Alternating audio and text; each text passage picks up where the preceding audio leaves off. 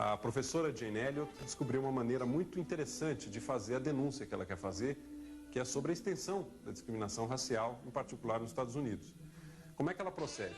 Ela cria uma situação na qual as pessoas que normalmente praticam, sem perceber alguma forma de discriminação, elas são colocadas na situação de quem está sofrendo a discriminação. E no momento em que se inverte a posição, em que a pessoa sente na própria pele o que é estar sendo sistematicamente prejudicada, a pessoa passa a se dar conta de como é opressora essa realidade da discriminação, de como as coisas se tornam difíceis, as coisas mais elementares se tornam difíceis para quem tem um mundo de má vontade contra si.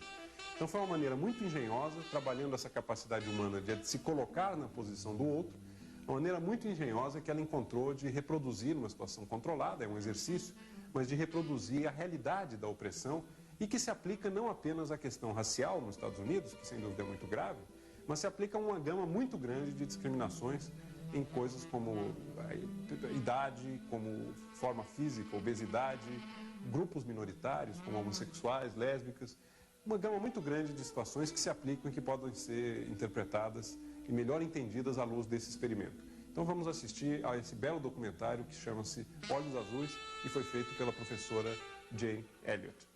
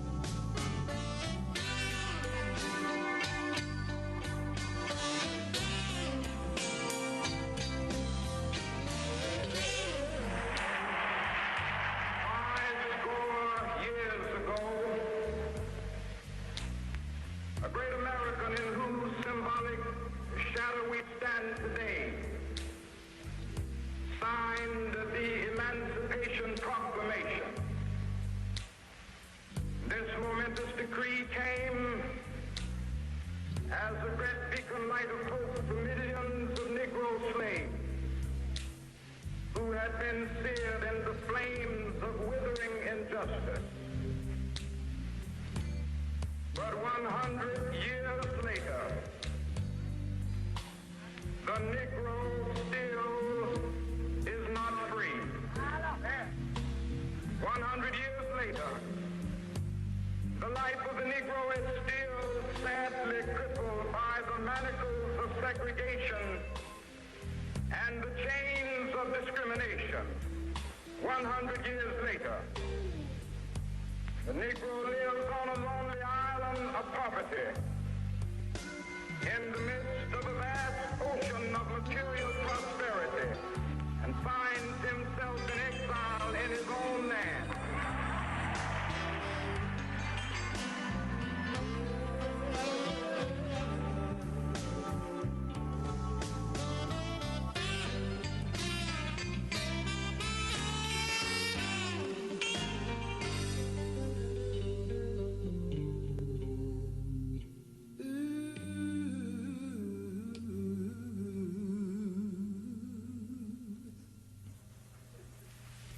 What does that say? None. What is your name? Can you read that? Sure. Well, I can't. Cross it out and write it so I can read it. Okay.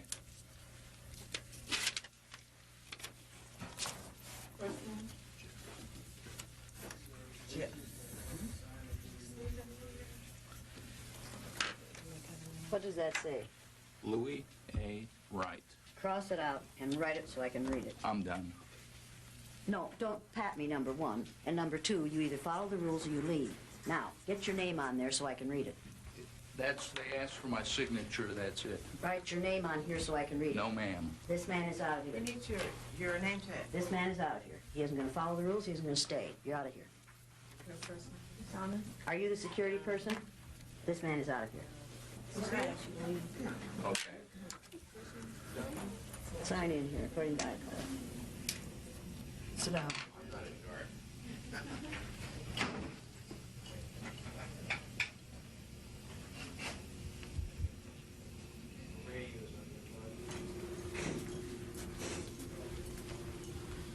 All the way up? All the way up. Okay.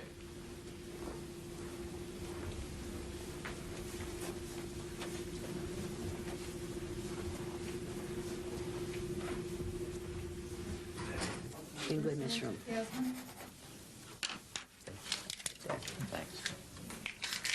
Sign in here, according to iPod. Well, I guess I'm over here in the non. I'm not brown. Your first name? Sit down.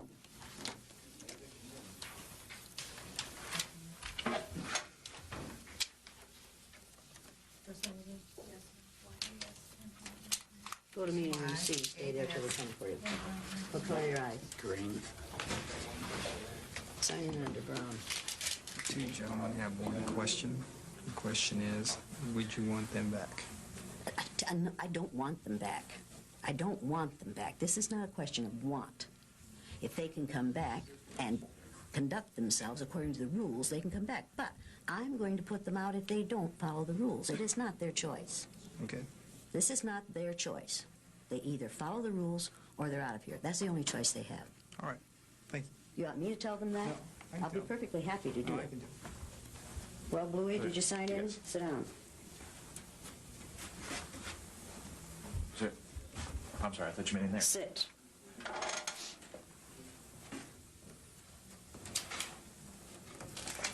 Go to meeting room C and stay there till we come for you.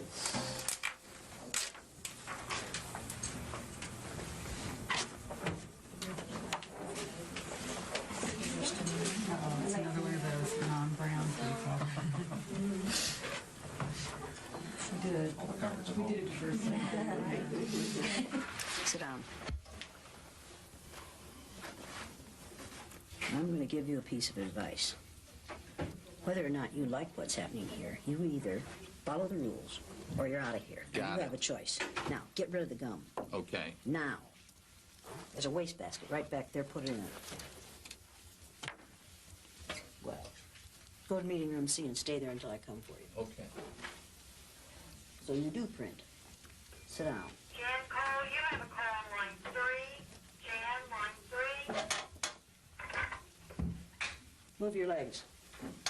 I'd have to straddle your leg.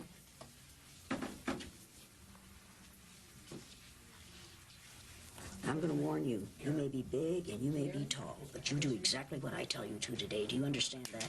Don't have a problem with that at all. Good for you. So even though we face the difficulties of today and tomorrow, I still have a dream. Yes. It is a dream deeply rooted in the American dream. I have a dream that one day this nation will rise up and live out the true meaning of its creed. We hold these truths to be self-evident that all men are created equal. I want every white person in this room who would be happy to be treated as this society in general treats our citizens, our black citizens. If you, as a white person, would be happy to receive the same treatment that our black citizens do in this society, please stand. You didn't understand the directions. If you white folks want to be treated the way blacks are in this society, stand. Nobody's standing here. That says very plainly that you know what's happening. You know you don't want it for you. I want to know why you're so willing to accept it or to allow it to happen for others.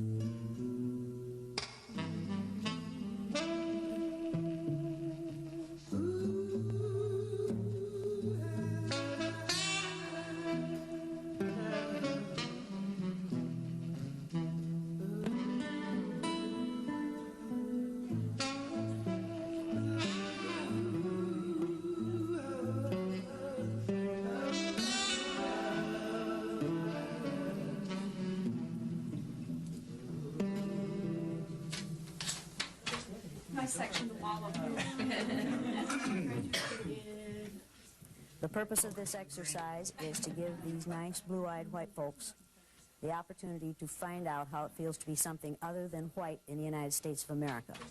And these people today are going to learn more than they want to know. The purpose of this exercise is to help these people walk in the moccasins of a person of color for a day. What I am going to do is assign to these people, on the basis of their eye color alone, all the negative traits that we have assigned to females, to people of color, to gays and lesbians, to people who have disabilities of any kind, to those who are obviously physically different. We are going to assign to these people all the negative stereotypes that we have so easily assigned to those groups. We are going to lower our expectations for these people, and we are going to force them to live down to our expectations of them.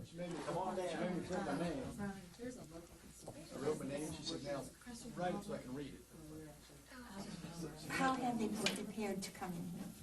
Not at all. They're just sitting. We just sent them into a room in which there are 3 chairs for 17 people. Now, It's hot in there. it's hot in there. Is it hot in there? Well, then it's probably smelly, isn't it? Because blue-eyed people sweat a lot, and you know they don't smell good. So I wouldn't want to be in that room after they've been in there. We don't tell them anything. We just send them to the holding room.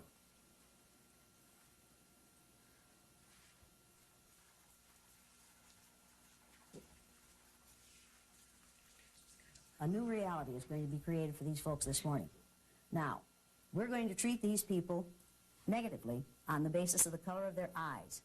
And the reason I use eyes is because eye color is caused by the same chemical that skin color is caused by. If you have lots and lots of melanin in your hair, your skin, and your eyes, you have very dark hair, dark skin, and dark eyes. If you have only a little melanin in your hair, your skin, and your eyes, you have light skin, light hair, and light eyes. Now, having light skin, the first people on this earth, the first modern human beings on this earth, evolved near the equator in sub-Saharan Africa in about 280,000 years ago. They needed lots and lots of melanin to protect their cells from the rays of the sun. That's what melanin does for you. As people migrated farther and farther north, their bodies were exposed to less and less sunlight, so their bodies produced less and less melanin. So people in northern climates have much less melanin in their skin, their hair, and their eyes than people in southern climates did who evolved at that time. Now, folks, as people's hair and skin got lighter, it didn't have a bad effect on their brains. But as their eyes got lighter, it allowed more and more light to enter their eyes, pierce their brain cells, and damage their brains. And that's why blue-eyed people aren't as smart as brown-eyed people. Make sense to you? Why are you laughing? It's ridiculous, isn't it? People, it is no more ridiculous to make that statement about eye color than it is to make the statements that we traditionally have made about skin color. If it makes good sense to judge people by the amount of melanin in their skin, then it makes equally good sense, more good sense, to judge them by the amount of melanin in their eyes. And that's what we're going to do this morning. All we're going to do is spend about 2.5 hours treating these people negatively on the basis of a physical characteristic over which they have no control. Now, they aren't going to like this. If you do your job right, they aren't going to like this. Is that going to make me happy? Yes, yes, because I want them to be uncomfortable, and I want you to help them to be uncomfortable. Keep the noise down. Keep the noise down.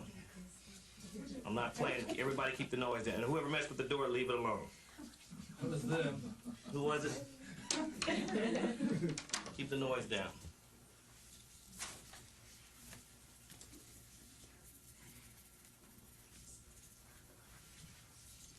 we should sing "We Shall Overcome." Does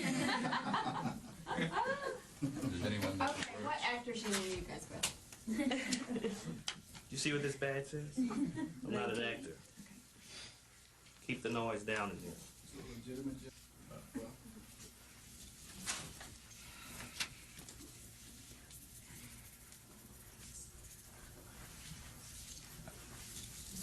Blue-eyed people aren't as smart as brown-eyed people.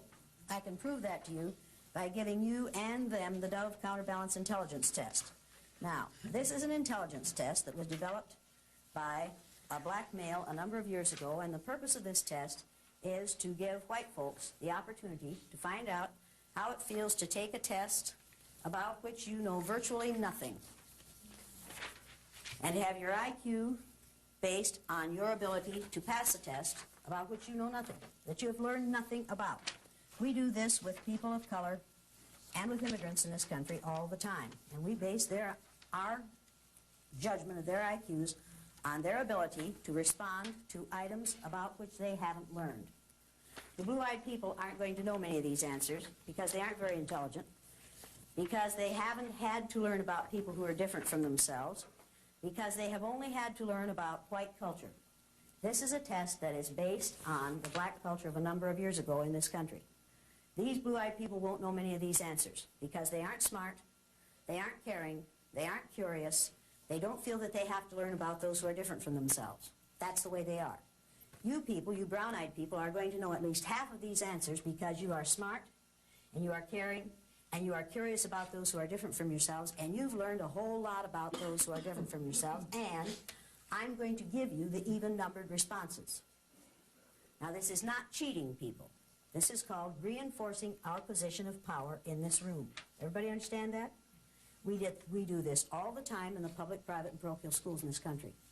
It is one of the ways we teach people who the superior people are. We give culturally biased tests on a daily basis in this country. Make no mistake about that.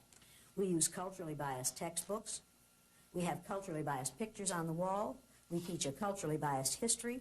Our maps are culturally biased. And they are culturally biased in favor of white people. Make no mistake about this, people. It's what we do. I know how to do it. I've been doing it as a public school teacher I did it as a public school teacher for 25 years. I know how to teach cultural bias, and I know how to teach racism. All you have to do is use most of the textbooks that are available in schools today. Now, I'm going to give you the even-numbered answers to this test. I want you to circle the letter of the correct response. For number 2, circle letter E. Number 4, circle C.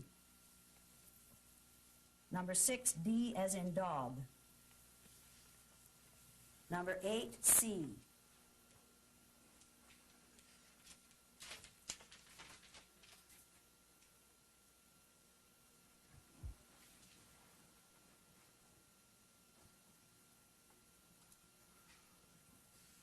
(18C), 20C, 22B, as in Bluey. Okay? Now, people, when you take this test, put an answer on every line on the left side of this page. Put an answer on every line. Don't just leave those answers circled. Because if you do that, they'll look over at your test and they'll say, see, you cheated. Now, we aren't cheating. We are simply reinforcing our power. Has nothing to do with cheating. It's just the way society is. Put your paper underneath your pad. When you take the test, move your chairs back so that they can't see your answers, because if they can see your answers, what will they do? They'll copy them, because that's the way they are. You just have to realize that. Now, we're doing this for their own good. We expect them to be grateful. The rules for the day are going to be that you will not look at these people unless you can either frown or sneer at them. It's all right to laugh at them, but do not laugh with them. How many of you have friends in the blue-eyed group? Let me put it this way. How many of you used to have friends in the blue-eyed group? Now, some of these people are going to leave here very, very angry. Make no mistake about this. That is their choice. When they leave here and they say they're angry, you need to be prepared to say to them, wait a minute. You had it for 2.5 hours. Your home wasn't threatened. Your family wasn't threatened. Your job wasn't threatened. Your income wasn't threatened. Your future wasn't threatened. And you had it for 2.5 hours, and you knew it was temporary. You knew it was going to be over at least by 6 o'clock this afternoon. Why are you so angry? And if you are so angry after 2.5 hours, can you apply that, the way you feel about that anger, to what it must feel like to live with this for a lifetime? In order for this exercise to work, it takes your cooperation. Now, how many of you are going to cooperate with this exercise? Raise your hand if you're going to cooperate. Why are you so slow at getting your hand up? Because it sounds like rude behavior, and I would normally not, I would go out of my way not to be rude, so I will have to try to do this. Do you normally go out of your way to prevent other people from exhibiting these kinds of behaviors toward people of color and people with disabilities and gays and lesbians and... Go out of my way to prevent that treatment? 50-50. I mean, yes and no. Yes, sometimes they do, no, sometimes no. No, no. People, the only thing necessary for the perpetuation of evil is for good people to do nothing. And for the most part, we white folks do nothing so that we can say, well, we didn't do it. We aren't responsible. As long as we do nothing, it is like giving our approval for those who are going to do the negative things. It is not enough to do nothing.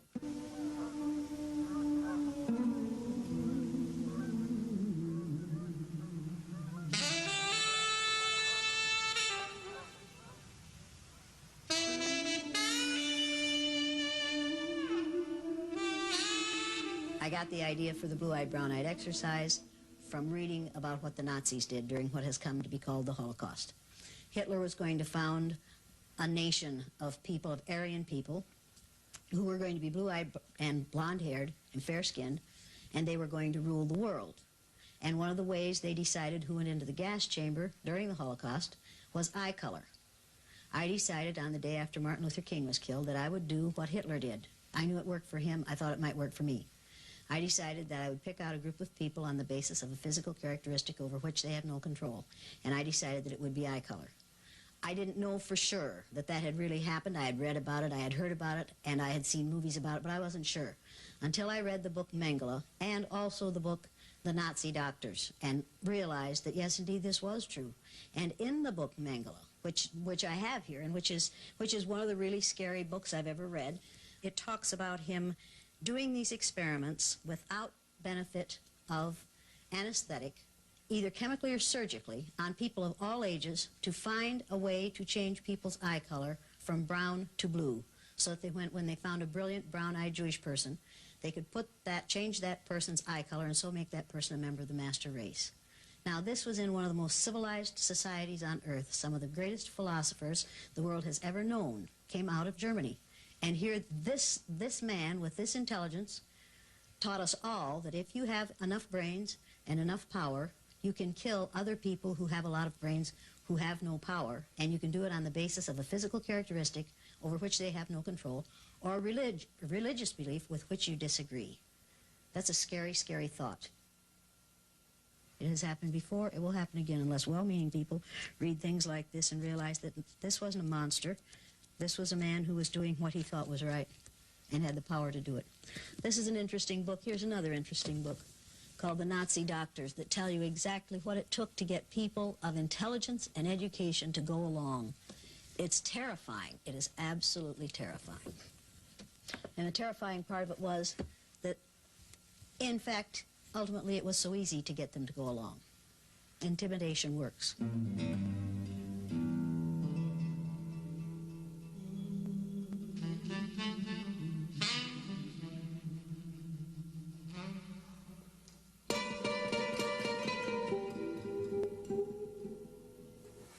So what's going to happen for the rest of the day? So, I mean, we're really not afraid of anything happening to us. We know realistically nothing is going to happen to us if we walk out the door, but we can still play the game. Play kid. Right. Right. We want coffee. We want air. Air would be good. There's nothing that says we can't have that. We've just been passively sitting here because we're good people and they ask us to. Absolutely. Now, we're going to call these females girl, honey, sweetie, baby, chick, darling, What are we going to call these males? Boy. Boy. Boy. And you don't say boy, you say boy. When it's properly said, it's a two-syllable word. Boy. And we use boy to keep black males in their place on a daily basis. All we have to do to lower someone to the age of 5 to 12 is call him a boy. And we do it to accomplished black males over the age of 70. And we get away with it. Now, for 2.5 hours, we are going to make these people look inferior and feel inferior. How many of you think these white folks can take this? Now, people, think about what you've just admitted. You've just admitted that you think that adult, sophisticated, educated, white men, positions of some power, and in a couple of cases, I think, real power, can't stand for 2.5 hours what you expect the child of color to live with from the moment he or she is born. Do you really believe that? Do you really believe that these white people can't stand 2.5 hours of being treated verbally the way they treat other people for a lifetime? Because if you do, you've just admitted something extremely interesting. You have just said that people of color are stronger than white folks. That we have created a situation in this country in which we have built tremendous strengths into people of color, and in which we have not built those same tremendous character strengths into white folks, particularly white males. Does that bother you at all? It's called survival. It's called survival. Absolutely. It's a survival skill. Bear in mind that these people are in their child ego state, and that's where they're going to stay, because people are easiest to control when they're in their child ego state. So these people are being treated like children, and they're going to act like children, and it's what we do with females in this country every day. We treat them like children, and when they act like children, we say, see, you're acting like that because you're female. Now, people, if you are tempted to look at one of these people and wink at them, to let them know, without me catching you, that you really don't mean any of this, I'll change your eye color so fast it'll make your head swim. So just let me catch you looking at your tall white friend here. Just let me catch you doing that, friend. Let me see your eyes. You'll join them quick. Right away. You want to be with them? Okay, Brownie, you're going to be a bluey. It will not make you comfortable. Do not give these people any kind of reinforcement, people. Do not smile at them. Do not look. If you're sad for them, don't let them see it. And some of you are going to be sad for them. You look like you're sad for them already, and we haven't started yet. You aren't sad for them? Not good for you. That's the right attitude. You just don't want to be one. Now, people, all I'm asking you to do is act white. That's all I'm asking you. Just act white. You white people know how to act white. You've been doing it all your lives.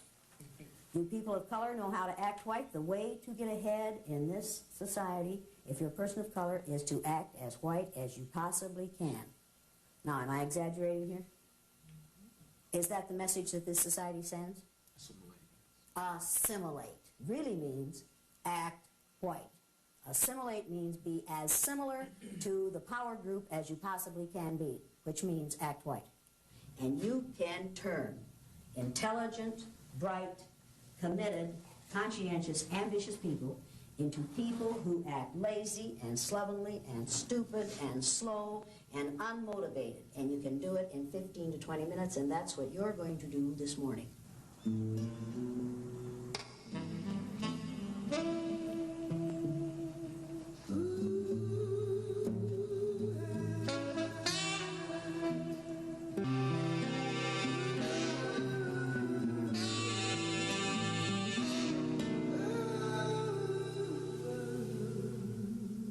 Martin Luther King was killed on April 4th, 1968. I was teaching third grade in an all-white, all-Christian community. I needed to explain the death of Martin Luther King to my students. I didn't know how to do it, except by allowing them to walk in the shoes of a child of color for a day. The first time I did it, no one knew until my students wrote essays about it, and those were published in the paper. And then the Johnny Carson show called and asked me if I would come in and do the Johnny Carson show. Then people in the community found out about it. then all kinds of unpleasant things happened. I got vicious calls in the night. We got, probably between 500 and 600 letters, a third of them so ugly and so obscene that I couldn't share them with my third graders. That fall, when people came to register their children for school, their offspring for school, 20% of those who had children coming into third grade said to the principal, "Don't put my kid in Elliott's classroom." Every year after that, the same thing happened, only sometimes parents would call in and say, "I don't want my kid in that nigger lover's classroom." And the principal never had to say, "Which nigger lover do you mean?" Because we all knew there was only one. My children were beaten and spit on, my own offspring. We have 4 children. They were abused by their peers, by their teachers, by the parents of their peers. My parents lost their business. My father died totally isolated 3 years ago in the community in which his great-grandfather was one of the first settlers, isolated because he had raised the town's nigger lover. I've learned a whole lot about racism. Do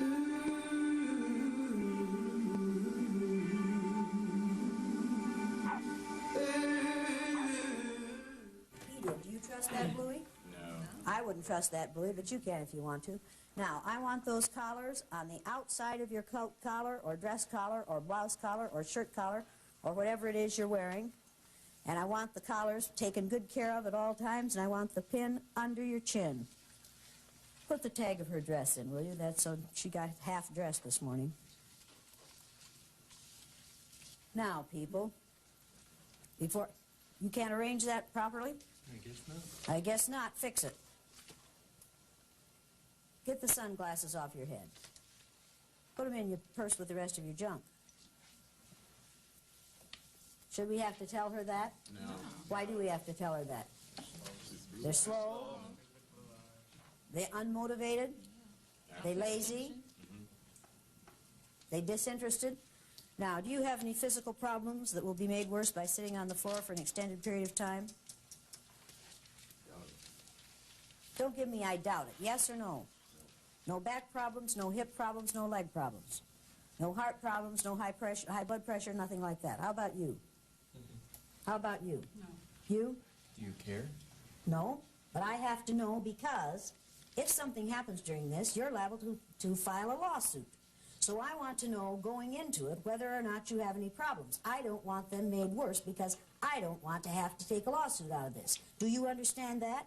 No. No. Oh, you don't understand that? Well, your low IQ is another one of the problems I'm going to have to deal with today. Now, do you have any physical problems that will be made worse by sitting on the floor for an extended period of time? Yes or no? I'll say no.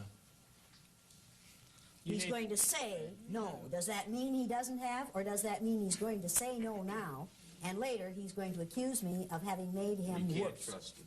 Can I trust this boy? No. Is he playing games? Yes. Am I going to put up with him? No. Do you have any physical problems that will be made worse by sitting on the floor for an extended period of time? Yes or no? Do you or do you not? You don't care. Honey, Typical. honey, if you want caring, go to your mother. Do I look like your mother to you? She's dead. Then go to some other nurturing female in your environment. That is not what I am about.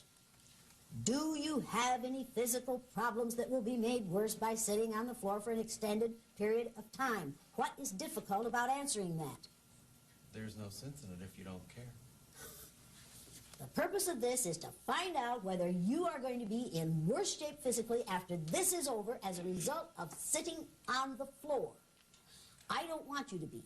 I care because I don't want you suing me. So there, I care. Now, That's what I want to do. I care. Do you or do you not? No, I'm fine. Thank you. Whoa. Thanks for caring. Whoa. Friend, I don't care about you.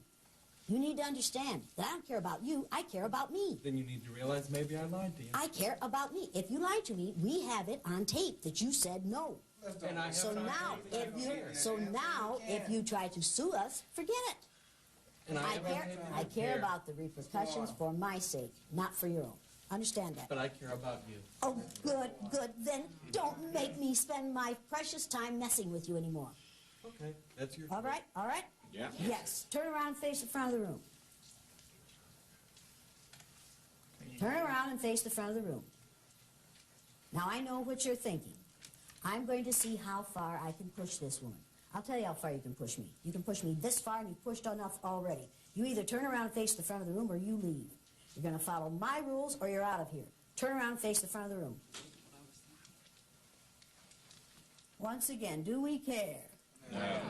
Do some people like being treated like babies?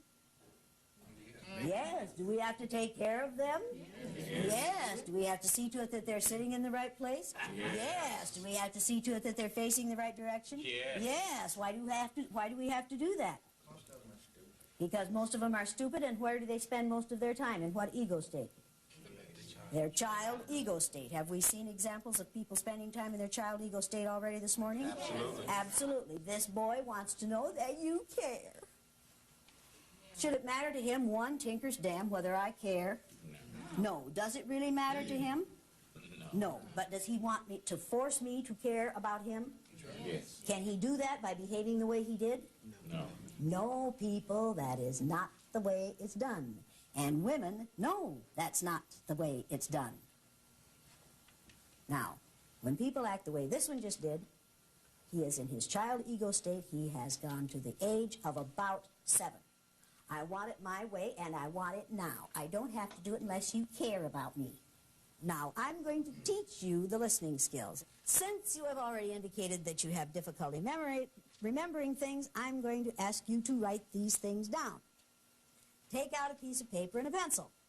Write exactly what I say, exactly as I say it. Number 1, good listeners have quiet hands, feet, and mouths. Write it down quickly before you forget it. Write it right now. Good listeners, what does yours say? Good listeners have quiet hands, feet, and mouths. How many commas do you have in that sentence? None. Why? I was writing fast and I left the commas out. Give me your paper. How many commas do you have in your sentence? I have none. Why? Because I heard you say none. He heard me say none. Oh, sweet Jesus. But you don't. Well, now, Sonny, you have a period on there, don't you? Yes. Did you hear me say period? I did hear you in the sentence. Oh, you did hear me in the sentence, but you didn't hear me in the sentence say commas. Is your reasoning a little strange here? You're right. Yes. Are you looking for excuses for failure? No. Yes. And are you trying to blame your failure on me? No, yes. I'm blaming it on myself. And blame it on yourself. Now get some commas in there. Do you need a comma after quiet? Well, it's gonna matter. No, I don't. No. Is that a mistake too? Yes, I made a Yes. mistake. Have you made several so far this morning? Yes, and I'll Yes. make more. What was the first one you made? Coming to the workshop. No. Big mistake. Now, where are you gonna put your commas? Hands, feet, and a period after mouth. Good for you. What about you, dummy? How do you spell quiet? Not like that. How do you spell quiet? Spell it out loud for me, right here, as you have it, right here. Q-U-I-T-E. Q-U-I-T-E. That's quite good, isn't it? It's not quite quiet, is it? That's right. How do you spell quiet ordinarily? Q-U-I-E-T. Q-U-I-E-T. Why did you spell it this way today? This is writing fast. Because you were writing fast. When you write fast, you don't think as well, right? That's absolutely right. Then I hope you drive slowly on the way home. I will. Cross it out and get it right. Remember, it does not rhyme with right. There we go. Now, the second. May I ask a question? Good listener, I was just talking, and you interrupted me and started to talk. You're a real poor case, aren't you? Well, I was going to ask a question. What's your question? I was going to say if I could have my paper and pencil back so that I could take notes and get to my adult state. Now, I'm going to give you a piece of advice. Every time I look at you, you're sitting there with that sick smirk on your face. If you can't look up without smiling, the next time I see that smile, I'm going to come down on you real, real hard. Okay? You're going to feel like a cow pat on a hot rock. So if I were you, if you can't hide your smile, drop your head so I don't have to see it. Just look down when I'm coming towards you so I don't have to see that smile. Does that make sense to you?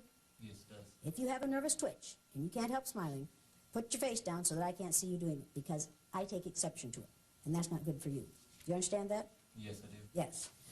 If you're going to get through this workshop, You are going to live down to my expectations of you. Because if you don't live down to my expectations of you, we're going to call you an uppity bluey. And we're going to ride your tail until you do live down to our expectations of us. How do I know how to do this? By your observations. Of what? Of what happens in society. That's right. That's right. We, in the power position in society, know how to keep people in their place by lowering our expectations for them, by forcing them to live down to our expectations of them, and we do it by such ways as when President Reagan signed the decree establishing Martin Luther King's birthday as a national holiday, as he signed the decree, someone said, Mr. Reagan, he signed in front of the press, was Martin Luther King a communist? And he threw down the pencil and he said, well, we'll know in 30 years, won't we? So you see, you hold out the rose with one hand and you yank it back with the other. We'll give you this day, but we don't really want to. And that was on network television. Everybody saw it. Did that send a message to the black community? Yeah. Absolutely. Did it send a message to the white community? Mm-hmm. Oh yes. What message did it send to the white community? We'll keep them quiet. We'll keep them in their place. We'll go along with this because there's something to be gained for us by it, but not because we really honor the man, but because we want to cool things down. Does that bother you at all? Yes. Did you think about that when he did it? Do you think about it differently now? Now, why do you want this paper and pencil? So that I can remember the things that you say. Because you don't trust yourself to remember them, do you? No. Now, did I teach him something? Yes. Yes. Was it a valuable lesson? Yes, very much. No, it wasn't. No, that isn't. That is not a valuable lesson, to teach people to submit to tyranny. Get real. That is not a valuable lesson. That is a dastardly lesson, and you need to realize it. You need to realize that what I just did to him today, Newt Gingrich is doing to you all the time by saying people who think like him are normal and other people are not. And you're going along with that. You are submitting to tyranny in order to be called normal, for God's sake. You'd be better off to be called subnormal. I didn't just teach him a valuable lesson. I taught him to go along to get along. I taught him to submit to oppression. I taught him the same lesson that we teach females and people of color and those who are other than Christian and gays and lesbians and all those who are physically different all day, every day. And he's going along because he's going to be more comfortable if he goes along. Is there any way he can win? No. Did he win just now? No. He thought he did for a minute, didn't he? And you all thought he did for a minute, didn't you? No. The second listening skill is, good listeners keep their eyes, what are you doing? Good listeners keep their eyes on the person who is speaking. Write it quickly before you forget it. Good listeners keep their eyes on the person who is speaking. Good listeners keep their eyes on the person who is speaking. What are you doing? You have it written? No. Why not? Because my hands are still quiet from the first skill. Didn't I say write it down? Yeah. Write it down. And violate the first one. Write it down. I said write it down. Do it. Do it now. What are you waiting for?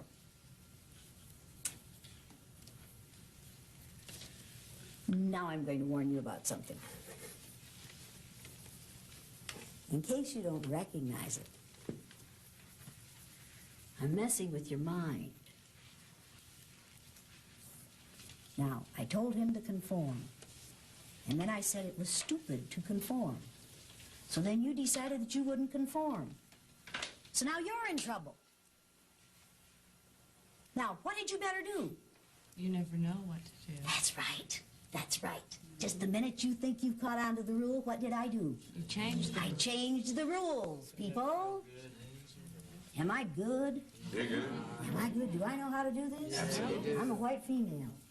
I learned how to do this at my mother's knee. I know exactly how to do this. I can turn you every which way but loose. And there ain't no way you can win.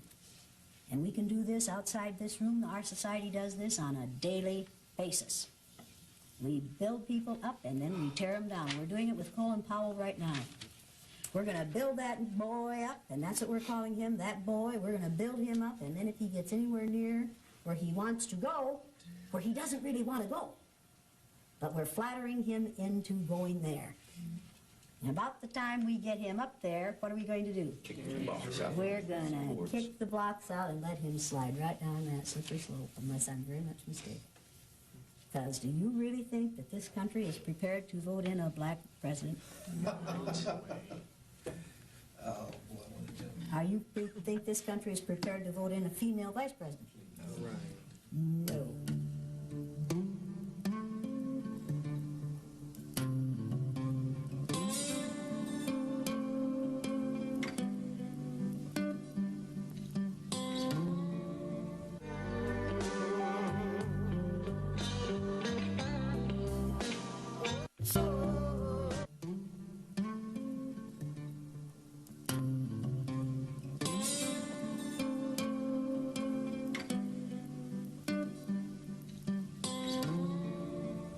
This town calls itself the City of Beautiful Maples, and these are all hard maple trees lining both sides of most of the streets in town. In 2 weeks, they will all be these gorgeous yellow and orange and red and gold colors. And people will come from miles around to see the color in our trees. And this city is just so proud of that wonderful, wonderful color in these trees. But they do not want people of color to come and reside in this community. We love color in our trees. We do not want it in our skin. And it breaks my heart because it is so, because this is a beautiful little community, and they're very proud of their feelings for one another, the size of their churches. Their churches are full every Saturday, every Sunday, and every Saturday night. It's wonderful. It's a wonderful place to raise children. As long as you don't want to raise children of color here. It's heartbreaking. The first time I did this exercise in 1968, my parents sold 42 lunches in their little hotel lunchroom in Riceville. The day after it was shown, they sold 2. They never sold more than that again. That was the end of their business. Their business was killed by what I do. Somebody has said good deeds won't go long unpunished. I found out how very true that is. I learned a lot about racism in a short time. And it wouldn't have bothered me as much if I had been the only one they exposed to that kind of behavior. But nobody confronted me in all those years. To this day, no one other than my peers one time have confronted me. But they got at me through my children and my parents. And I find that very, very difficult to forgive. The Jews have a saying. They say that you have the right to forgive others for what they do to you. You do not have the right to forgive them for what they do to others. I can't forgive them for what they did to my children. My children have to do that. See, in retrospect, I know that I could have made life easier for my parents. Could have made life easier for my father. Could have made my life easier for my husband and for my children. And it took me a long time to get over the feeling that I had done something wrong. I wish it hadn't been that way for my parents. But I could not change people in Riceville in their attitudes toward them. I wish it hadn't been that way for my offspring. But I couldn't change what people did. I could have stopped doing what I did. But there would have been a whole lot of learning that didn't take place. And there would have been some good things that didn't happen to my offspring. And if I had stopped, it would have been saying to my kids, when things get unpleasant, just stop what you're doing. Just go along to get along. That wasn't a message I wanted to send to them.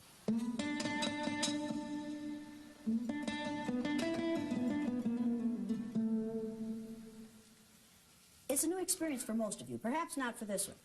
But for most of you, it's a new experience to have to just be submissive. Just get your poop in a group and keep your mouth shut. Just do the very best you can so you don't call my anger down on you. Now, this is just for a little time. I think you can do this for a little time.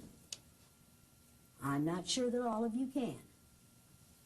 This is going to be a good learning experience for you.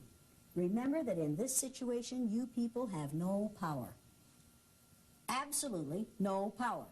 So quit trying to exercise what you don't have.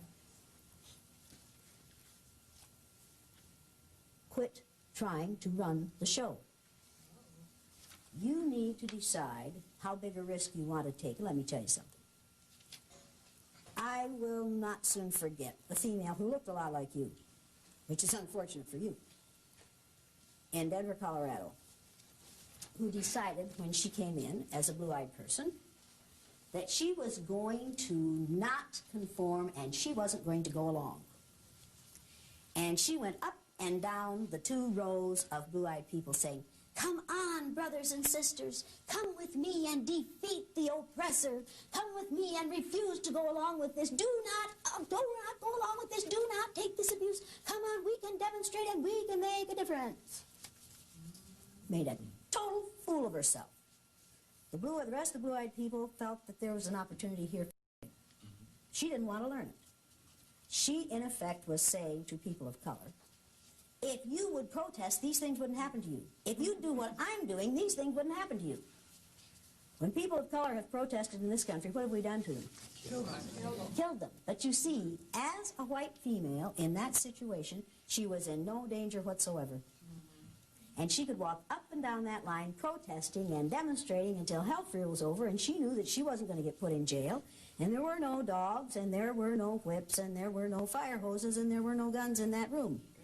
And she had no gas chamber, and she had absolutely nothing to lose. Now, when you have nothing to lose, when you're risk-taking with nothing to lose, that's not a risk. No. So what she was doing was absolutely insulting to every person in that room. And I didn't want to touch her, and I didn't want the security people to touch her because that was a corporation, and I didn't want her to sue the corporation. She finally went out. I said, "Get this woman out of here." She went up and lay down on the floor at the front of the room. I said, "All right, folks, here's the way it is. We're going to vote on this. If she stays, I go. Now, I'm going to leave the room, and you participants vote on whether she stays." Now, I was getting paid for being there. It's a risk. She's getting paid nothing. I walked out of the room, and I took all my stuff, and I walked out of the room, and I stood in the hall, and I thought, "You dummy.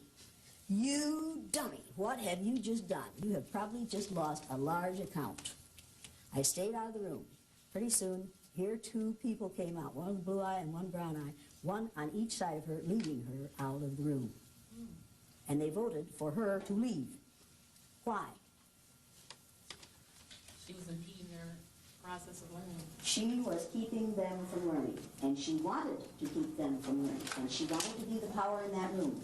Was I going to let her be the power in that room? Absolutely not. No. Would that have sent a bad message to every person of color, every gay, every lesbian, every person with a disability, every older person, every person who wasn't blonde in that room? Would that have sent a bad message to them? Yes. Absolutely.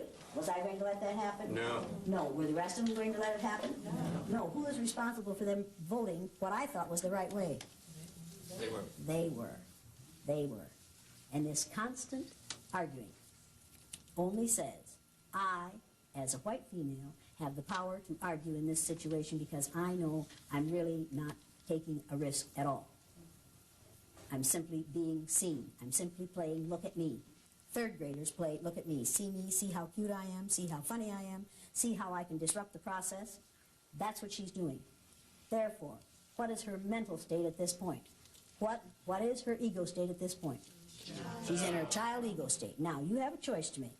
You can either be in your child ego state or in your parent ego state or in your adult ego state. Now, when you're on the floor, It's going to be real hard for you to be in your parent ego state because you're going to have to look up at me. I would suggest that you get into your adult ego state real, real fast, like instanter. It's my intent to be an adult. When are you going to start? It's my perception that an adult does speak up. But I think your point is well taken.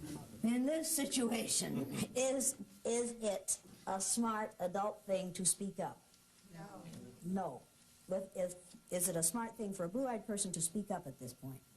No. What does it do every time a blue-eyed person is disruptive at this point? Makes them all look bad. Makes them all look bad. Does it reinforce all the negative things we've said about them? Absolutely. She's proving all the negative things we've said about them, isn't she? Do you want her to do that for you? Do you want her to do that for you? No, but you're going to be asleep anyway. Do you want her? You didn't tell me you were taking a tranquilizer. Do you want her to do that for you? Do you want her to do that for you? No. Do you want her to do it for you? Do you want her to do it for you? What about you? Oh, yeah, you do, because it shows that she cares, right? It shows that she cares. I'm going to do you a favor. Trade places with him.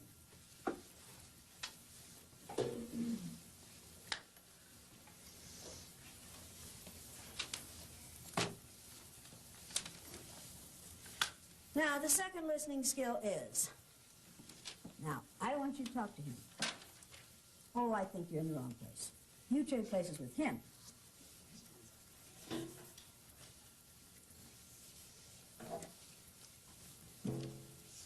Now, the reason I put you back here is, when you're beside her, her behaviors rub off on you, and your behaviors rub off on her, and you support and reinforce one another. And I don't want that to happen. So in order to keep that from happening and keep you from getting into trouble, I put you back here where that won't happen to you. Did I do this to be mean to you? Probably in your mind, no. No, You were helping no. me. I am helping you, and how should you feel about that? I expect you should think I should be grateful. And are you? No. Why not? Is it I like because you're an having the ingrate? No. Because you like having the support? You are willing to take the support, even if it means getting you in trouble. Yes. Does this man like to suffer? He doesn't know any better. You like to suffer. He's a martyr. Does martyrdom appeal to you? No. No? Is there any way you can win here? Not under the present rules, no. Have you won yet? Not yet. Am I going to let you win? You don't want me to win. Am I going to let you win? Where's the only place you can win in this situation?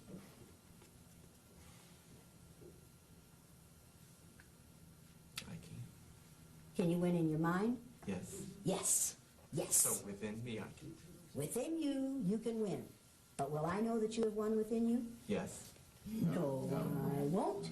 And neither will they. Because we will use everything you do against you. I won't know that you have reinforced yourself inside yourself. But will you know that? Yes. Yes. Is that valuable to you? Absolutely. Absolutely. Is that going to be hard for you to keep on doing that while I keep on badgering you? Yes. Yes. Are you going to have to keep working and working and working to make that happen? Is that fair? Every day? Shit, no, it isn't fair. Did you think this was going to be a fair day? No. No. You think what goes on outside here is fair? Absolutely not. Absolutely not. You spend a whole lot of time outside here holding it in and winning inside yourself, even though society doesn't want you to? Yes. Yes. And do you? Yes. Who do you think spends more time in that endeavor? You or that man right there? Probably that man. Probably that man right there. Probably. What I'm doing to that man and to you happens to his children, unless I'm mistaken, in the school on a daily basis. Am I mistaken? All the time. All the time. And when you watch that happen to your children, and know you'd better maintain a low profile if you want them to get through the school year, what does that do to you? Tears me up. Tears you up. What does it make your sons think of you? It's a difficult situation. Difficult situation. And who makes that situation difficult? You know who makes it difficult. Yeah, I know who makes it difficult. You're damn right I know who makes it difficult. I make it difficult, and people who look like me make it difficult. And do we spend a whole lot of time feeling badly about it? We talk a lot about it. If we didn't enjoy it, what would we do? Stop. We'd stop doing it. We'd stop doing it. Are you folks on the outside, you brown-eyed people, having a better time here today than they are? Yes! You have more fun than they are? Yes. Have you had fun yet? Why not? Yeah, and what, as a result of being a blue-eyed person, what is going to happen to you? Be treated differently. That's right, and is there anything you can do about it? Not one thing. Is there anything you can do to change my behavior? None. Absolutely. His tears bother me? No. No. His wanting me to care about him bother me? No. His embarrassment bother me? No. Does the embarrassment that females suffer in the workplace bother the powerful males in the workplace? No. If it did, what would they do about it? Put a stop to it. Immediately. Immediately. Is what happens to people on reservations, on Native American reservations in this country, bother the people in power in this country? No. Not one bit. We are going to increase that pain instead of ending it. Do we care? Do you care? Now, you all could have learned something in the last hour or hour and a half that you've been in here. You could have learned something about how discrimination works and how it feels to be on the receiving end of it. You could have learned about society and society's rules. You could have learned about how hard it is to be in control when you have no control. You could have learned something about power and the use and misuse of power. And a reality that you have never experienced, I think, before. Most of you, I think, have never experienced the reality that you are experiencing this morning. Have you? Before this? Have you? You? Have you? You? Not in this country. You? You? I like the way you say not in this country. You? Have you? Have you ever experienced anything like this before? I've experienced discrimination because of being a woman, yes. Of being a white woman. Do you think the discrimination being visited upon you as a woman is the same as the discrimination that is visited upon her as a woman? Her reality. And your reality in this country, you do not live in the same country that she does. You live in the United States of America, but you do not live in the same country that she does. And neither do I. And neither does she. And she says she has never experienced this kind of treatment in this country. How many of those of you who are brown-eyed have experienced this kind of treatment in this country? The land of the free and the home of the brave, in which you are citizens.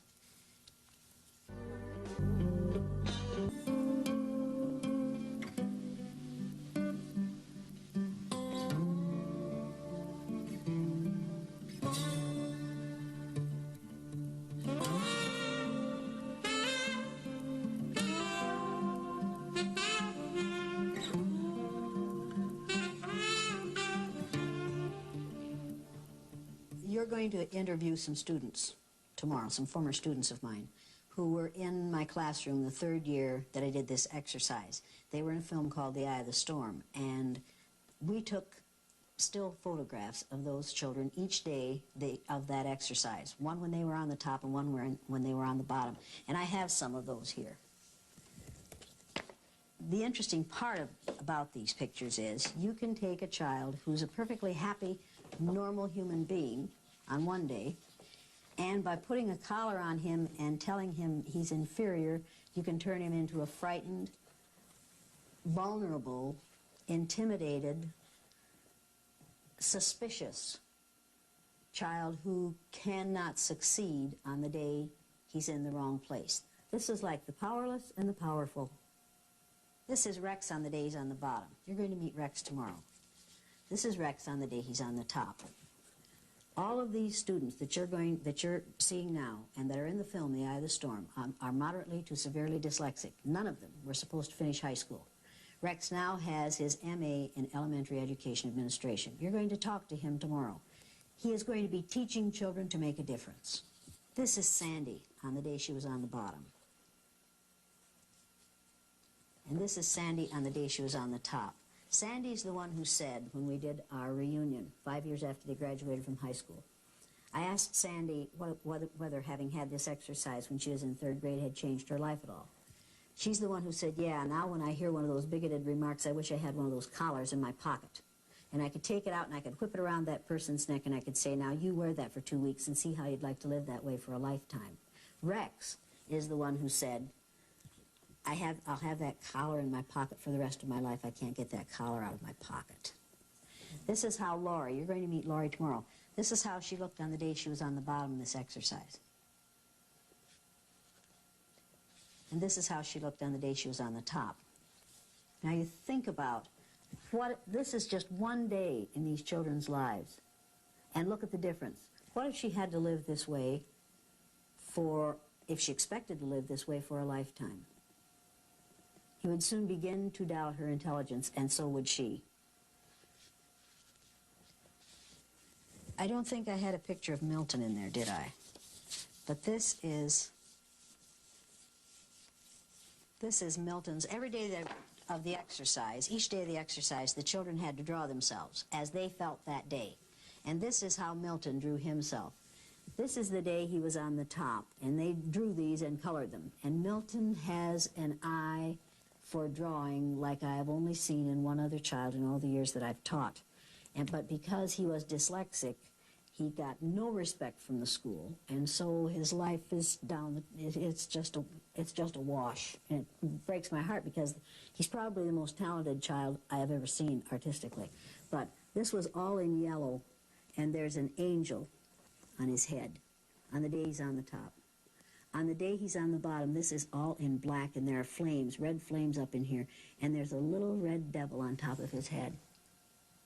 But if you feel like this when you go to school in the morning, every day, or if you feel like this every morning when you go to school, are you going to do a better job than when you feel like this?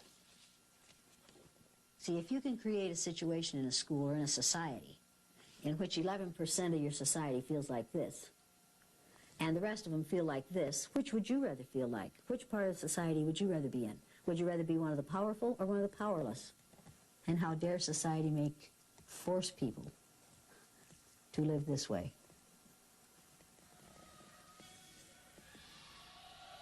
It's been over 20 years now, and it's just looking at these pictures and talking about it is just as if it happened yesterday.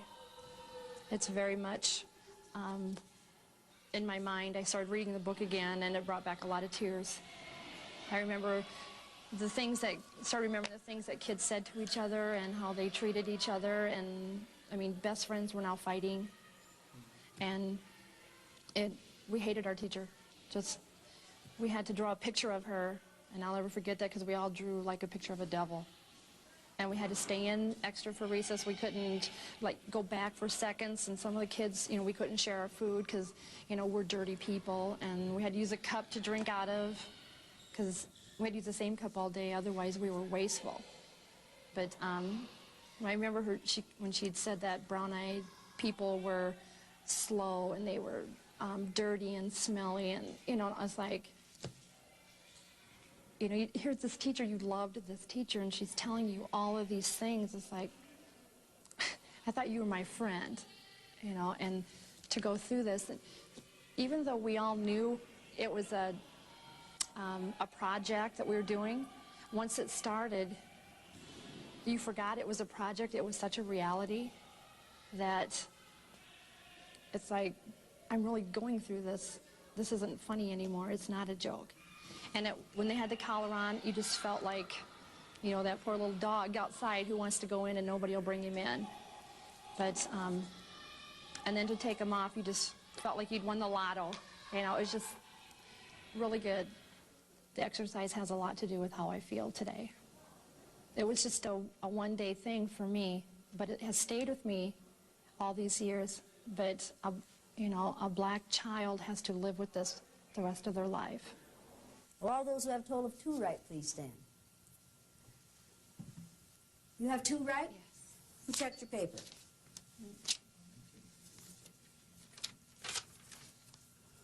Where are the numbers on this paper?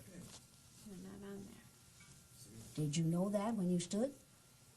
All I saw was that she said I got 2 correct, so I was relying on that. Did you know you didn't put any numbers on this paper? Yes. Yes. Did you know you were wrong when you stood? No. Did you hear me say those numbers? Did I say right number 3 first? I guess I didn't hear that. Oh, Are these right? I guess not. Do you have 2 right? I guess not. How many do you have right? None. None. Are you taking credit for something you didn't do? Evidently. And are you going to blame her for checking it wrong? No. No. Who's at fault for your standing when you don't belong there? I am. Put a 0 at the top of that page and cross out the 2. Okay. Will all those who have a total of 1 right please stand? You thought I said one night stand, didn't you? Show me your paper.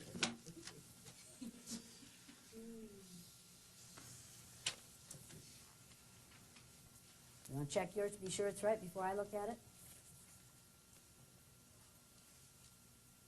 Well, that is right. You did get 1 right. You're 25% right.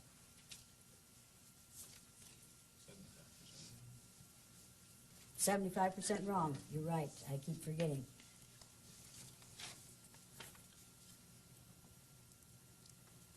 What's the third listening skill supposed to say? Yeah, remember, what's the third listening skill supposed to say? Good listeners listen from the beginning to the very end. Is that what yours says?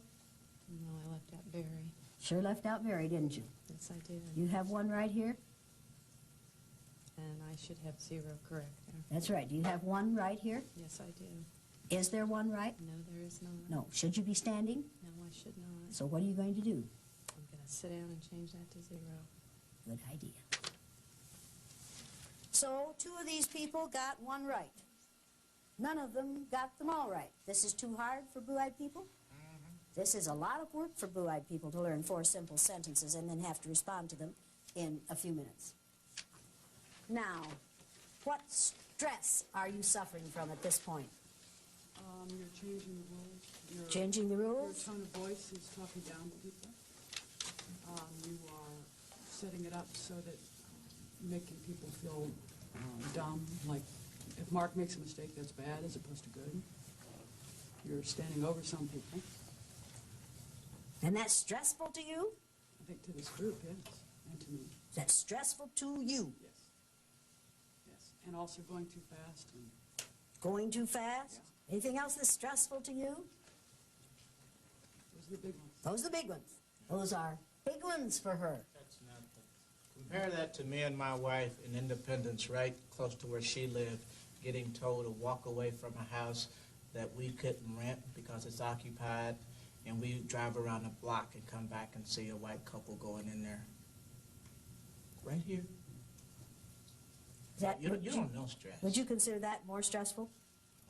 I don't even consider that stress. I consider that just devastating. Were you devastated by it? I tried to explain it to my wife and stop her from crying. There was no explanation that worked. No. What's big time stress to you? If you don't mind telling. Every morning when I get up and go in my bathroom and look in my mirror, that's when my stress begins. Because I go to a school where I am one of 2 black teachers. Out of how many teachers? 60. 60. 2 black teachers 2. in a school with 60 teachers, and you're one of the 2. One of the 2. That's stress. And are you treated differently on the basis of how you look in the mirror when you get up in the morning? Sure I am. And you know it's happening? Sure I do. And you recognize it? Yes, I do. And you can identify it? Sure I can. And if you describe it to your white peers, what do they say? Oh, Linda, please. That's not happening. It couldn't be happening. What about you? Is this big time stress for you, as far as you're concerned? No. Do you get stressed like this? Do you have to perform in spite of it? Yes, I do. You have to do your job whether the stress is there or not. Right. If you give in to the stress, what do you have to give up? My job. Your job. This look a lot like a lot of stress to you? Very much so. It does? Yes. You think these people are stressed a lot? Well, they're stressed, but not what we go through. Okay, so is this big time stress compared to what you suffer? Very little. Very low. What about you? It's like a game. Yeah, looks like a game. Does it feel like a game to you? No. No. Does it feel like a game to you? You playing a game? Are you playing a game? No. Are you playing a game? Did you come in here prepared for a game? Did you think this might be a game? Did you think this is going to be a pleasant little day off work or spend your Saturday this way?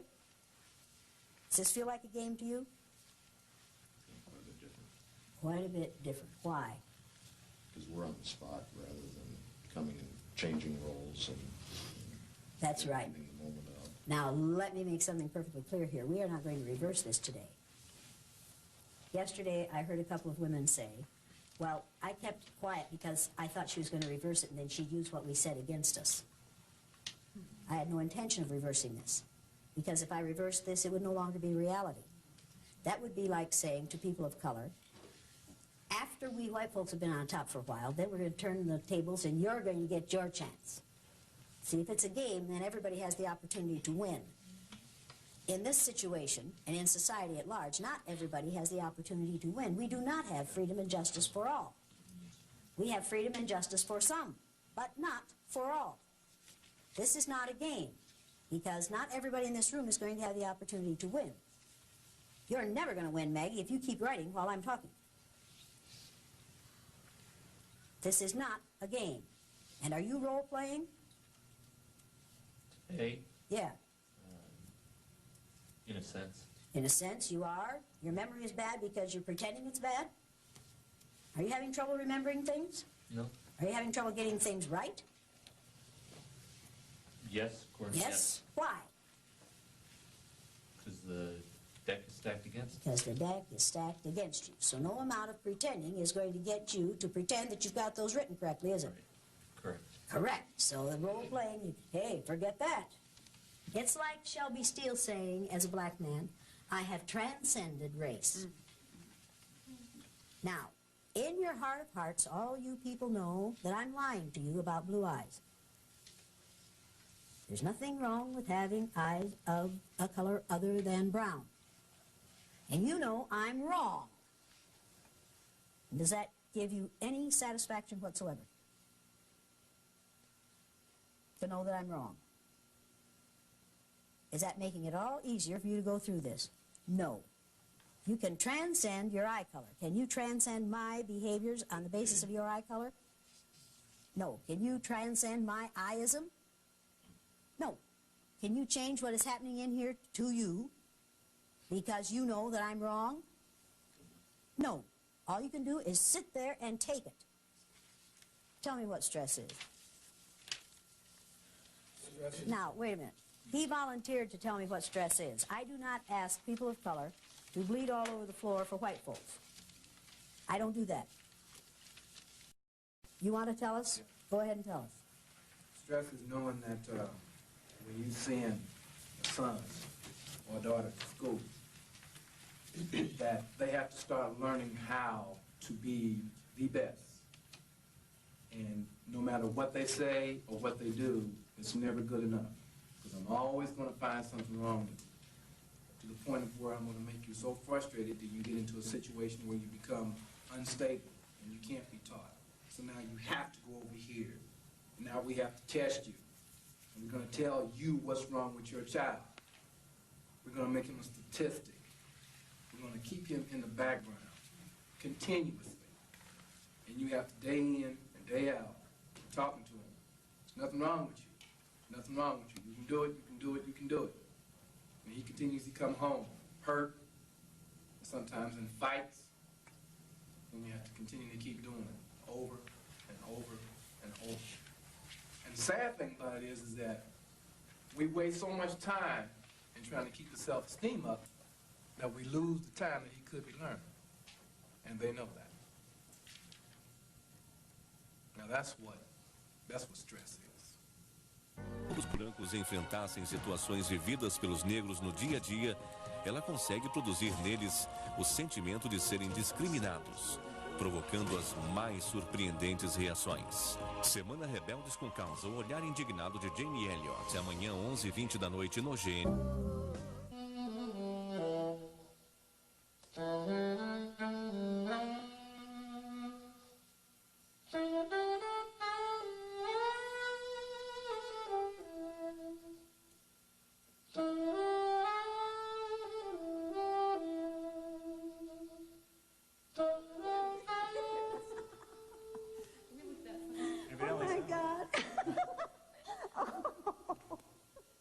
Oh my God.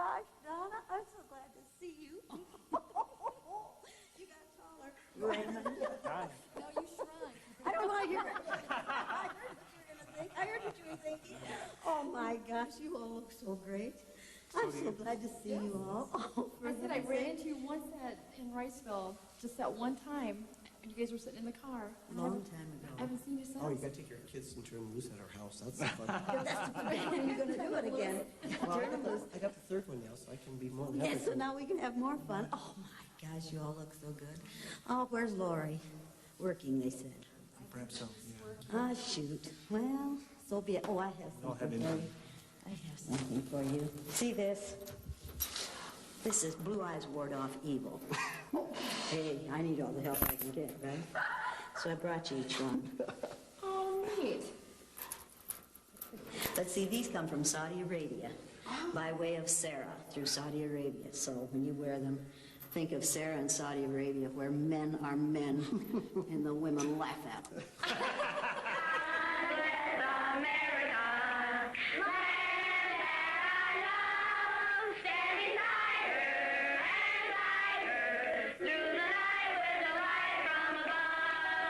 It might be interesting to judge people today by the color of their eyes. Would you like to try this? Yeah! Sounds like fun, doesn't it? Since I'm the teacher and I have blue eyes, I think maybe the blue-eyed people should be on top the first day. I mean, the blue-eyed people are the better people in this room. Oh, yes, they are. Blue-eyed people are smarter than brown-eyed people. They are cleaner than brown-eyed people. And if you don't believe it, look at Brian. The brown-eyed people do not get to use the drinking fountain. You'll have to use the paper cups. You brown-eyed people are not to play with the blue-eyed people on the playground because you are not as good as blue-eyed people. Well, the brown-eyed people in this room today are going to wear collars so that we can tell from a distance what color your eyes are.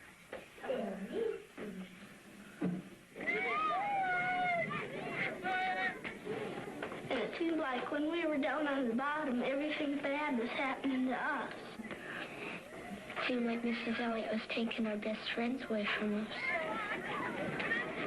What happened at recess? Were two of you boys fighting? Yeah! Russell called me names and I hit him in the gut. What did he call you? Brown eyes. What's wrong with being called brown eyes? It means that we're stupider. Well, not that, but... Oh, that's just the same way as other people call black people niggers. Is that the reason you hit him, John? Did it help? Did it stop him? The first reaction I get from teachers who see this film or from who hear me discuss what I do say to me, how can you do that to these little children? How can you put those little children through that exercise for a day? And they seem unable to relate the sympathy that they're feeling for these little white children for a day to what happens to children of color in this society for a lifetime, or to the fact that they are doing this to children based on skin color every day, and I'm only doing this as an exercise that every child knows is an exercise, and every child knows is going to end at the end of the day. Let's take these collars off. What would you like to do with them? Throw them away. Go ahead. Go ahead. Don't eat them like great. This older woman in the middle of this group stood up and said, Mrs. Elliott, I came here to tell you how much I hate you. I said, okay, well, go ahead. You know, this isn't a new experience. She said, I am Jewish. I was born and raised in Germany. She said, we went to a Jewish school. Every morning when our headmaster came in, we would bow and say, good morning, Herr Headmaster. She said, one morning he came in with 2 SS troopers. And one of the SS troopers said to us, in the future, you decadent Jews will no longer bow and say, good morning, Herr Headmaster. You will salute and say, Heil Hitler. She said, I watched those of us who valued our life more than our faith salute and say, Heil Hitler. She said, those who valued their faith more than life itself continued to bow and say, good morning, Herr Headmaster. She said, they disappeared and we never saw them again, but we know what happened to them. She said, your students are very fortunate. They will never allow to happen in their society what we allowed to happen in ours. They'll see it coming and they'll put a stop to it. Then she said something that frightens me to this day. She said, the atmosphere that you created for your students in your classroom with your blue-eyed, brown-eyed exercise reminded me of the atmosphere, the environment that the Nazis created for the Jews in Germany. Now, people of color, particularly blacks, who see the film The Eye of the Storm, which was in my classroom, the 3rd year I did the exercise, say to me when it's over, that's the way I live every day of my life. And that's in what we call the land of the free and the home of the brave. We have created an environment in this country for 11 to 12% of our population in which they feel the way the Jews felt in Nazi Germany. White people say to me, I don't see it that way. Of course they don't see it that way. They don't live it that way. We do not live the same reality in this country. White people do not live as people of color do. Now, I need to know, how did you feel about what you went through this morning? The words that you have written came out of your feelings, right? Nobody else's. Okay, read your 3 words. How they looked frustrated, confused, and angry. Frustrated, confused, and angry. That's the way they look to you during this exercise. Now, people, listen to these words that these brown-eyed people have written and see how many of them are the words we usually use to describe females.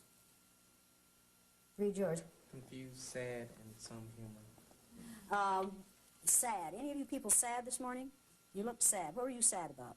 I'm sad because I have to stay on carpet, and I didn't get coffee, and I didn't get donut.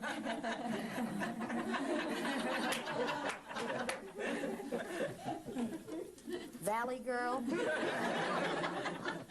Like, wow, man. And I'll tell you something else. I'm going to give you a really valuable piece of advice. Okay. Get over cute. Okay. Now, I'm absolutely serious about this. Get over cute. Because you'll be cute until you're about 45. And then at 45, you won't be cute anymore. You'll just be an old broad. And there'll be a whole bunch of 18 to 40-year-olds there who are cuter than you are. And at that point, you will say, I want that promotion. And somebody will say to you, well, but see, I don't think of you as qualified. I just think of you as cute. And then you're going to howl sexism. Females, get over cute. Get competent. Get trained. Get capable. Get over cute. And those of you who are called Patty and Betty and Susie, get over that. Because we use those names to infantilize females.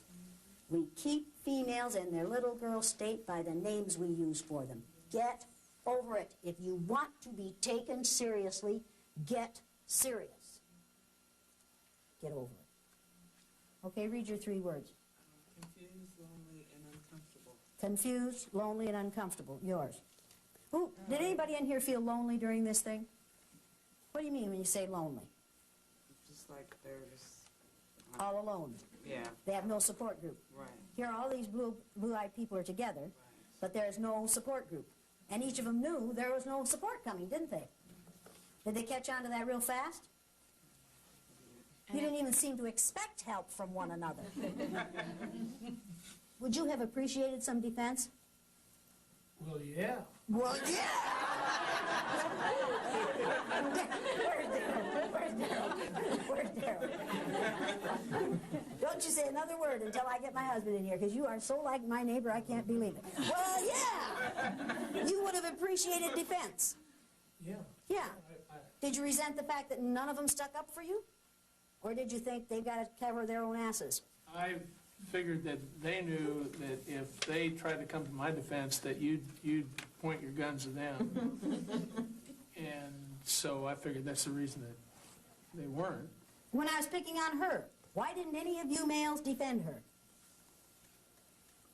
Of course, I wouldn't have defended her either, but why didn't any of you defend her? Why didn't you defend her? It's like if you're picking on her, you're not picking on me. And so by the rules I kind of saw, it's like I'm just going to sit back and lay low. And let her do it to them. It's what makes racism work, people. It's what makes homophobia work, people. It's what makes sexism work. It's what's going to make ageism work. To sit back and do nothing is to cooperate with the oppressor. As long as you folks did nothing, I was free to do whatever I chose to. Read yours. parents said they looked intimidated, confused, and scared. Scared. Any of you people scared this morning? What were you scared about? I think the thing that made me most scared was when we talked about the, just doing this for a day, and how it really is a lifetime thing for so many folks. Why does that scare you? It scared me. I really got in touch with just the incredible injustice that I'm a part of. Yeah, yeah. It really scared me. Yeah. I was really aware of my stomach, and I was really aware once I really allowed myself to begin to really understand and really accept, the full impact of this. It started making me really sick. I just really felt physically sick at the. Now, you felt sick to your stomach this morning in a 2.5-hour exercise. Could that have anything to do with why so many black males die 9 or 10 or 15 years before white males do, and so many of them have high blood pressure and problems with heart and all kinds of problems that kill them early and have nothing to do with violence? Could having to confront this and deal with it, or not confront it and cope with it all day, every day for yourself and your wife and your children and your parents and your grandparents, make you sick? I guess probably the biggest thing is that it's really hard for me to believe that one person can make a difference. Have I made a difference in you? Yeah. How many people do you think I am? At the end of the Second World War, when they cleaned out the concentration camps in Germany, a Lutheran minister said, when they came for the Jews, I wasn't Jewish, so I did nothing. When they came for the homosexuals, I wasn't homosexual, so I did nothing. When they came for the gypsies, I wasn't gypsy, so I did nothing. When they came for me, there was no one left to do anything. Now, think about it. Just think about that.